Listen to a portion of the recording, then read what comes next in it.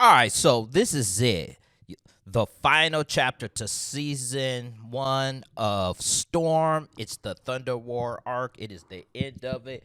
And we start with Dr. Voodoo doing the Jiraiya thing right now where he was hiding in the frog so he can go help Storm in her battle with Hadad. The problem is that he ends up running into Gore the God Butcher. We're going to get back to Gore in a minute, but you can see the decay on his face a little bit. For eons, eternity and oblivion had traded blows, but victory was always oblivion's. Storm gods were birthed from eternity's rage, anger, and twisted desire to be indomitable. As Hadad, the first storm god, approaches Earth, our planet mirrors the primordial forces that created him, our skies, thunder, turning blood red as they squeal violently. Now, I also like how Rogue tells the X-Men that Storm got her battle and that she got this, which I think is really incredible. She has a whole lot of faith in Storm, but outside our planet, within the clump of the atmosphere held together by divine will, you can hear a pin drop. As they stand off, Hadad tells Storm, host of eternity, I am not a violent guy then. He proceeds to break her jaw. He then tells Storm that these hands have worked so many wonders. They've performed miracles. Today, you will die by them, hitting Storm again with enough force to cause a shock wave. My desires are many. Watching you die like an animal, not knowing why you're being put down, is not one of them. Hadad has been a looming threat throughout the Storm series to the point that Eternity bonded with her so that she could have a power upgrade. This fight is a cosmic war between the gods where Hadad is looking for revenge, and because of this, Eternity left Storm to go seek aid to help in this battle. We will get more into that in a minute. Hadad tells Storm the entities love to hear themselves speak. They make grand announcements about what is required of their subject, but the misdeeds of abstracts are most well-kept secrets in the cosmos. They have told you nothing about why I seek to end everything. They have told you nothing about why you and your planet must die. Storm replies by saying, I understand the unfair, painful weight you must have been forced to shoulder. I understand that we take different paths in the face of unforgivable injustice. But if you attempt to break my planet, hurt my people in your vengeful quest, an immortal shall meet its swift end. After Storm says this, the spear hits Storm right in the shoulder. Storm is talking that smack, but right now she's getting the brakes beat off her right now. I'm just saying. As Storm attacks, Hadad cracks his neck and asks, are you crying? You have not awakened your boundless eyes, have you? You have not looked through time to learn of the host before you. You know nothing of eternal madness, the insane.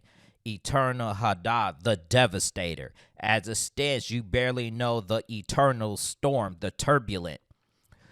With powers you struggle to will, I dominated the primordial abstract entities, drained the living tribunal, and used their powers to wage a war against the one above all. Of all the beings I've encountered in battle, the only reason you will be remembered is because how incredibly weak you are. You were forged in a desert. Good. I will unmake you in this one. But we go back to the House of Ideas where Eternity has gone to talk to his creator, the one above all. One above all tells Eternity that he wishes that his creation, which is all of the cosmic entities, would have the substance that the humans have on Earth. He tells Eternity that he was always the superior creator, which Eternity responds with, I will not dare say the one above all is wrong, but you always give me this undeserved praise. Hadad has reached Earth, Father. He will find my heart within the planet and in me. I will cease to exist. What sort of better creator dreads his own creation so? This is a metaphor because if Hadad destroys Earth, that means eternity would die because eternity is the universe itself. One above all says that all great creators fear the power of their creation. Eternity says that if I am truly what you say, then the glory is all yours. You made me. The creator of the great creator is the greater creator. The one above all says you make beings that can surpass you in strength, in wisdom. Some of your creations have even found their way here to converse with me. You made me proud. There has been some instance when heroes made it to the house of the ideas, nobly the Fantastic Four, who got the thing revived. But the one above all seems to be annoyed with eternity. At the moment, asking, what do you want, eternity? Eternity responds by saying, for you to stop Hadad before he destroys me and my sister Infinity. Before he destroys the universe, I have come to bargain for the fate of the universe, Father.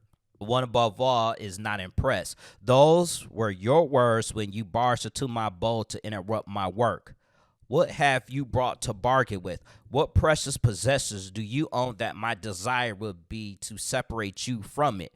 What sacred sacrifice will wash away your atrocity? You caused the slaughter of oblivion, my first son, the void from which everything came. What makes you so deserving of the slightest speck of my compassion? Eternity had responds with, I am your son too, as he is sinking. But one above all honestly answered this directly and callously, actually, if you look at how he's answering. He says, I am the joy of new birth, the love that makes a being sacrifice its life for another, the hope for a better tomorrow in the face of tribulations. But I am the goodness and mercy you hope to find here. But I am also wrath, justice, retribution, vengeance. After eons of protecting you from black winter's eternity, he interrupts the one above all, saying oblivion only did so because his twin death was housed within me. Now, one above all interrupts after, eternity says this. The one above all said that oblivion had nothing, not his twin, not a glimmer of your grace, never your empathy. All he ever had was duty. But the moment he stepped outside of your eternal expectation, when he left you to fend for yourself, you unleashed your son Abraxas, the bomb entity, to end oblivion before your next trial by combat with him. You disobeyed me. You could tell that the one above all is not happy with eternity and showing some level of anger towards him. Eternity responds desperate, and he released the storm god you imprisoned with him to get back at me. The storm god who murdered him and comes for him. Must I die before you act? One above all says with annoyance, I am the uncreated creator, Lord of the multiverse. I sit in the house of ideas and see in the far shore all that is because I will it. I am the one above all. What crisis do you think will befall all existence should I let loose the anti-creation inferno that is my fury? What calamity shall bombard all that is and ever will be should I surrender to thy titanic abyss of my despair? My son is gone, and I cannot mourn. Order and chaos understood each other's roles and found balance within you. Death and life reached a compromise, but you and your brother only desire to end each other. Hadad will grant both of you your wishes. We jump back to the battle between Storm and Hadad with the Black Winter directly talking to Storm, saying, you have been defeated by Hadad, the first storm god, the indiscriminate devastator. I am the Black Winter who will devour this universe. Know me. Know your ender. After the Black Winter says this, lightning comes down. Krakoom! With Hadad saying, Asgardian, Better Red Bill has joined the battle with him saying, let your rage fuel your flames, brother. Let the tyrant fall before the serpent storm god. Let the villain's obliteration make all tremble at the might of Better Red Bill and Sugar! It's just the way that I kind of see the animal. It's like, Sugar! But none of that really matters because Hadad goes on the offense and says, your flames destroy my thunder spear. No matter, I will fashion your bones into a new one when I'm through with you. they're really kind of like making this a anime in a way, because he ends up delivering the immortal axe kick that kind of knocks Sugar on his head, like woo. And that's when we get another monologue where it tells us that 3 billion years ago, Oblivion slew Eternal Madness, the Insane, the 13th host of Eternity, in a trial by combat. Eternity, determined to henceforth to never lose to Oblivion, created the Elder Gods. But the Elder Gods were not part of his masterpiece. His magnum opus was Hadad, the first storm god. And all the other storm gods could trace their lineage far back to a single elder god, Gaia, all except one, Aurora Monroe, blood of the elder god Ashtar. Those ignorant of her nature called her the storm god who retreats, but we know the terrifying truth of who she is. Hadari Yao, mistress of the element, God Eater, the Omega of Omegas, the indomitable storm, and she will die to protect her homeworld, her universe.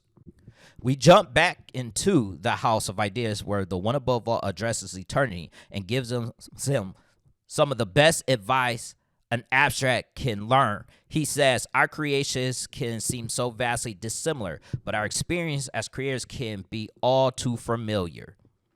It is easy to be a torture artist, son, to doubt your work, to hate what you craft. Says about the kind of man you must be. The fear and hate you have for Hadad is immeasurable. You sense his approach and see a reflection of everything you despise about yourself. If only you had an equal amount of respect and trust for your creation, who bleeds to preserve your life despite your cruelty, to look upon her face and see everything endearing about you.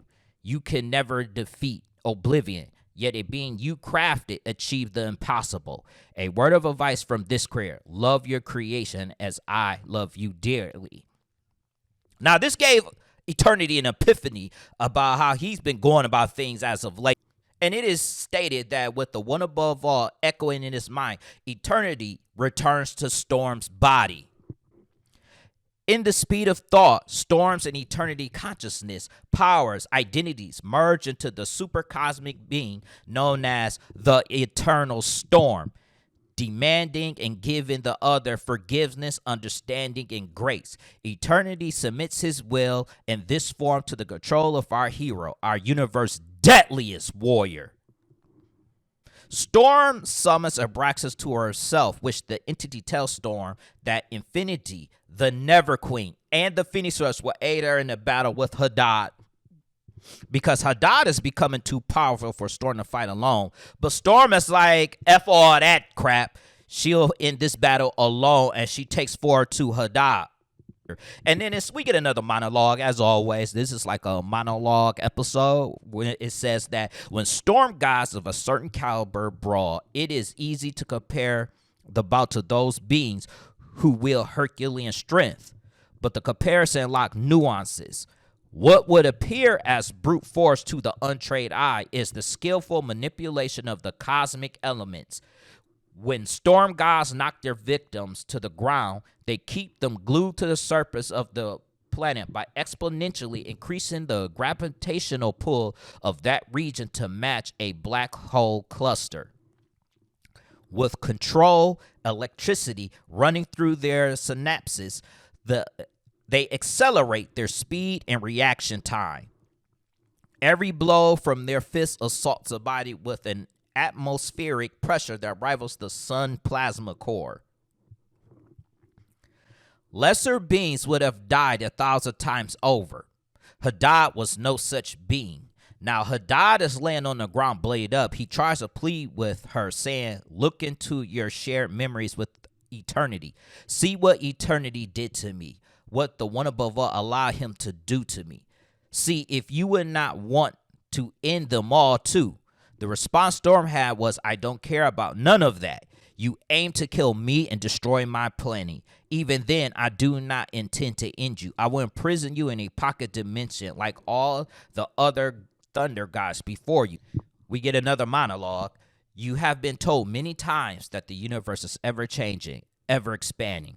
That may be true, but the universe is also a cruel constant, incapable of being something better. It will do anything to further itself. Eternity, Dreading the future consequences of Storm's mercy betrays her trust. Eternity forcefully subjugates Storm's body and slays Hadad in cold blood. In a fit of fury, Storm reaches within every fiber of her being and rejects the treacherous abstract entity from her very soul. Never again will Storm trust our universe. So now we are at the royal palace of the realm of the dead, where Mistress Death is speaking. And this is what I was talking about with earlier about gore and all that. And she says, I allow myself to remain in prison, fighting only small pleasures in the crafts of my adversaries. I have stayed confined because I deem my judge just and my jailers justified. My brother Oblivion has been felled by a creation of eternity, yet the living tribunal has dealt no punishment. The one above all, aloof.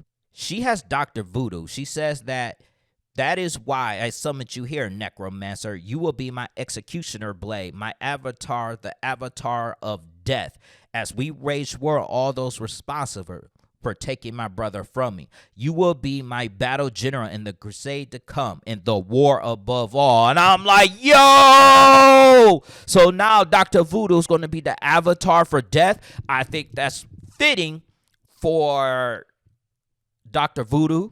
I actually do think that's fitting.